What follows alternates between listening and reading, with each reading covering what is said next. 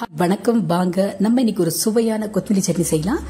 கொத்தமல்லி சட்னி ரொம்ப ரொம்ப நல்லதுங்க. நம்ம ஸ்கின்னுக்கும் சரி நம்ம முடிக்கும் சரி ரொம்ப நல்லதுன்னு டாக்டர்ஸும் சொல்லுவாங்க. It's medically proven.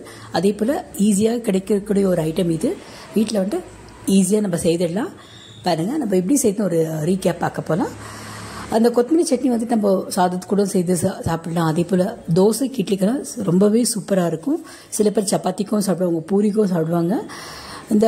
இந்த சட்னி பண்ணி நம்ம வந்துட்டு ஒரு மாதம் கூட வைக்கலாங்க, ஒன்றுமே கெடாது. அவ்வளோ டேஸ்டியாக இருக்கும், அவ்வளோ ஹெல்த்தியாகவும் இருக்கும். நம்ம ப்ரிசர்வ் பண்ணி வச்சோம்னாக்கா எவ்வளோ நல்லா வைக்கலாம். நம்ம அது கொஞ்சம் கூட உப்பு ஜாஸ்தி சேர்க்கணும். அதே போல் ஒரு புளி கூட கொஞ்சம் ஓரளவுக்கு ஜாஸ்தி 2 மடங்கு சேர்த்துக்கணும்னா நம்ம வந்துட்டு ரொம்ப நாளைக்கு வைக்கலாம். ஃப்ரிட்ஜில் வெளியே கூட நம்ம 15 நாள் கிட்ட வைக்கலாம், கெடாது. நம்ம ஃப்ரிட்ஜில் வச்சோம்னாக்கா ஒரு மாதத்துக்கு மேலே ரொம்பவே சூப்பராக இருக்குங்க. நம்ம இதை சட்னியை அரைச்சிட்டு நல்லா பாருங்க, இந்த மாதிரி நல்லா அரைச்சி வச்சுக்கணுங்க. வெண்ணெய் மாதிரி அரைச்சி வச்சுருக்கேன் நான். அரைச்சி வச்சுட்டு நம்ம வந்துட்டு டிரான்ஸ்பரண்ட் பாட்டிலில் ப்ரிசர்வ் பண்ணி வச்சா ரொம்ப நல்லாயிருக்கும். அதே போல் சில பேர் பிளாஸ்டிக்லேயும் வைக்குவாங்க. பிளாஸ்டிக்கை தவிர்க்கிறது ரொம்ப ரொம்ப நல்லது. ஸோ நீங்கள் ஸ்டீல் டப்பாவில் வச்சிங்கன்னா கூட வைக்கலாம். ஸ்டீலில் விட நீங்கள் டிரான்ஸ்பரண்ட் பாட்டிலில் வச்சா ரொம்பவே நல்லது. ஃபார் எக்ஸாம்பிள் இந்த கிசான் பாட்டில்ஸ் வரும், நிறைய பாட்டில்ஸ் வரும் இல்லைங்களா. ஹனி பாட்டில்ஸ் இருக்கும், பிக்கல் பாட்டில்ஸ் இருக்கும். நம்ம வீட்டில் எந்த பாட்டில்ஸோ அது யூஸ் பண்ணிக்கலாம். பாருங்கள், இந்த மாதிரி ஒரு பாட்டில் எடுத்துக்கலாங்க. இல்லை நம்ம ஃபில் பண்ணி வச்சிட்டோம்னாக்கா எவ்வளோ நாள் வேணால் ஃப்ரிட்ஜில் வைக்கலாம். பாருங்கள், நான் ஃபில் பண்ணிருக்கேன். பாருங்கள், எல்லாத்தையும் போட்டு பாருங்கள், இப்படி இருக்க பார்க்குறதுக்கு கெடவே கெடாதுங்க. ரொம்ப டேஸ்டியாக இருக்கும். நம்ம நெய் போட்டு சாதத்தில் சாப்பிட்டா சூப்பராக இருக்கும். இதை ஃப்ரிட்ஜில் வச்சிடலாம். ஃப்ரிட்ஜில் வச்சோம்னா ஒரு மாதம் கூட வைக்கலாம், கெடாது. ஒரு மாதம் இன்னும் கூட தாங்கும். நம்ம ஃபார் எக்ஸாம்பிள் ஒரு மாதம் சொல்கிறேன். ஃப்ரிட்ஜில் வச்சு விட்டுட்டு நம்ம எப்போ வேணால் எடுத்துக்கலாம். கெட்டியாக மூடி போட்டுச்சுன்னா கெடாமல் இருக்கும். ரொம்ப ரொம்ப ஹெல்த்தியான ஒரு சட்னிங்க. பாருங்கள், நான் ஃப்ரிட்ஜில் வச்சுட்டேன்.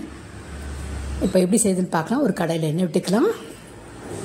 எண்ணெய் கொஞ்சம் சூடாகட்டும்.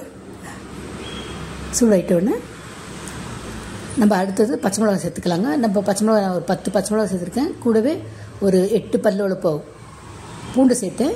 ஒரு கட்டை கொத்தமல்லி சேர்த்துருக்கேங்க. எல்லாத்தையும் நல்லா வதக்கி விட்டுக்கலாம். அந்த பச்சை வாசனை போகிற வச்சு நல்லா வதக்கிட்டோம்னாக்கா ரொம்பவே டேஸ்டியாக இருக்கும், ரொம்ப நல்லா கூட இருக்குங்க. ரொம்ப ரொம்ப டேஸ்டியாக இருக்காங்க. ரொம்ப பிடிச்ச சட்னி இது. அட்லீஸ்ட் வாரத்தில் 2 வாட்டி 3 வாட்டி செய்வேன் நான். பாப்பாவுக்கும் ரொம்ப பிடிக்கும், எனக்கும் ரொம்ப பிடிக்கும், நம்ம வீட்டில் எல்லாருக்குமே ரொம்ப பிடிக்கும். பாருங்கள், லேசாக கலந்து விட்டுக்கலாம். இப்போ அடுத்தது பாருங்கள், அது வதங்கினா கொத்தமல்லியெல்லாம் அப்படியே கம்மியாயிடுச்சுங்க. நிறைய போட்டால் கூட நம்ம எண்ணெயில் போட்டு வதக்கணும்னா கம்மியாயிடும். அதுக்கடுத்து ஒரு கப்பளம் வச்ச தேங்காவை சேர்த்து நல்லா வதக்கலாங்க.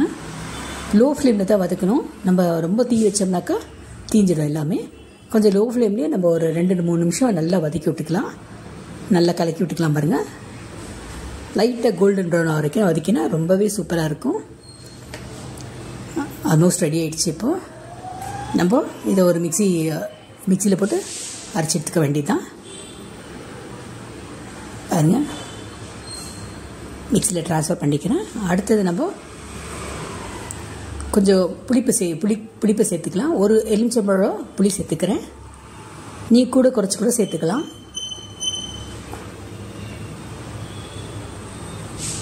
புளி இருந்தாலும் அது ஒரு டேஸ்ட்டுங்க சட்னிக்கு. அதுக்கு அடுத்தது கல்லுப்பு சேர்த்துக்கிறேன். தேவைக்கு இப்போ கல்லுப்பு சேர்த்துக்கலாம். சேர்த்துட்டு இதை நல்லா வெண்ணெய் போல் அரைச்சி எடுத்துக்கணுங்க.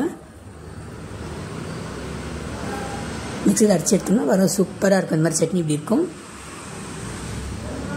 ஃபஸ்ட்டு நான் ஒரு ஸ்டீல் பாத்திரத்தில் போட்டுக்கிறேன் உங்களுக்கு காமிக்கிறதுக்காக.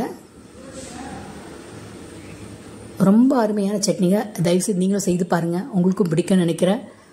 ஹெல்த் பெனிஃபிட் நிறைய இருக்குது. அந்த குழந்தைங்களுக்கு கூட இது கொடுத்தாக்கா ரொம்ப ரொம்ப நல்லது. ட்ரை பண்ணுங்கள். அதே போல் லைக் பண்ணுங்கள், ஷேர் பண்ணுங்கள். உங்களோட சப்போர்ட்னால தான் இவ்வளோ என்னால் வளர முடிஞ்சது. உங்களோட எல்லாரோட ஆதரவுக்கும் மிக்க மிக்க நன்றிங்க. தேங்க்ஸ் ஃபார் வாட்சிங். Have a great day. எல்லா புகழும் இறைவனுக்கே. நன்றி.